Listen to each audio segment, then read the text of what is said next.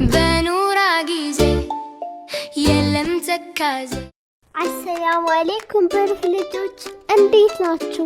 ተወዳጅ አስተማሪ አዝናኝ በጣም ደስ የሚሉ ታሪኮችን የምንሰማበት ምርጥ የኑራ ጊዜ ተጀምሯል። ከመጽሐፍት ዓለም ለእናንተ የተመረጡ ታሪኮችን አነብላችኋለሁ። እናንተም ስታነቡ የወደዳችሁትን አንብባችሁ ትልኩልኛላችሁ። ዝግጁ ናችሁ? ጎበዞች! የኑራ ጊዜ ተጀምሯል። በደንብ ተከታተሉኝ እሺ ልጆችዬ። ዛሬ የማነብላችሁ ጣፋጭ ታሪኮች ከሚለው መጽሐፍ ሁሌም ንቁ ሁኑ የሚል ርዕስ ይሆናል። በደንብ ተከታተሉኝ እሺ ልጆችዬ። ከዕለታት አንድ ቀን አንድ በጣም ጠንካራ የሆነ እንጨት ቆራጭ አንድን የጣውላ ነጋዴ ስራ እንዲያሰራው ይጠይቅና ይቀጠራል። ክፍያው ጥሩ ነበር።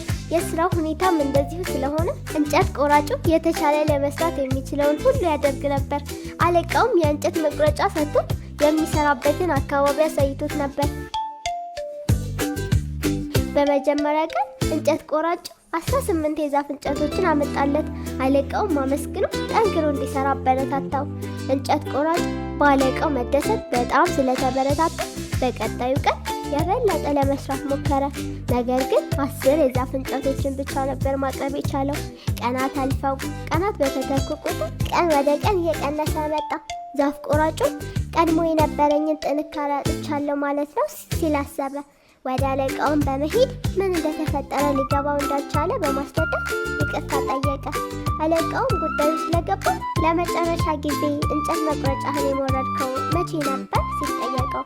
ሰውየውም እንጨት መቁረጫዬን ለመሞረድ ጊዜ አልነበረኝም፣ ምክንያቱም ብዙ ዛፎችን ለመቁረጥ በማደርገው ጥረት ጊዜ ማግኘት ስላልቻልኩ ነው ሲል መለሰለት ነው።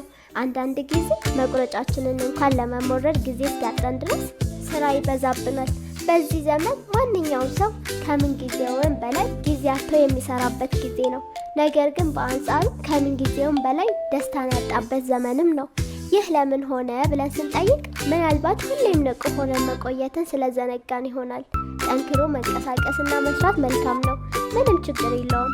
ነገር ግን በህይወታችን ውስጥ ጠቃሚ የሆኑ ነገሮችን እስክንረሳ ድረስ ጊዜያችን መስራታችን አላህ አይፈልገውም። አላህ እንደማመስገን፣ ዱዓ እንደማድረግ፣ ማንበብ፣ ዘና ማለት፣ በጥሞና ማሰብና ተምሮና አውቆ ማደገር ወዘተ የመሳሰሉትን መዘንጋት የለብንም። መቁረጫውን ለመሞረድ ጊዜ ማንወስድ ከሆነ እንደሎድሟለን፣ ውጤታማነታችንም ይቀንሳል። ስለሆነም ስራዎችን የበለጠ ውጤታማ ሊያደርግ በሚችል መንገድ በመስራትና ሌሎችም ተጨማሪ ሴቶችን በማካተት ለመስራት ዛሬውኑ ማሰብ እንጀምር። እሺ ብሩህ ልጆች።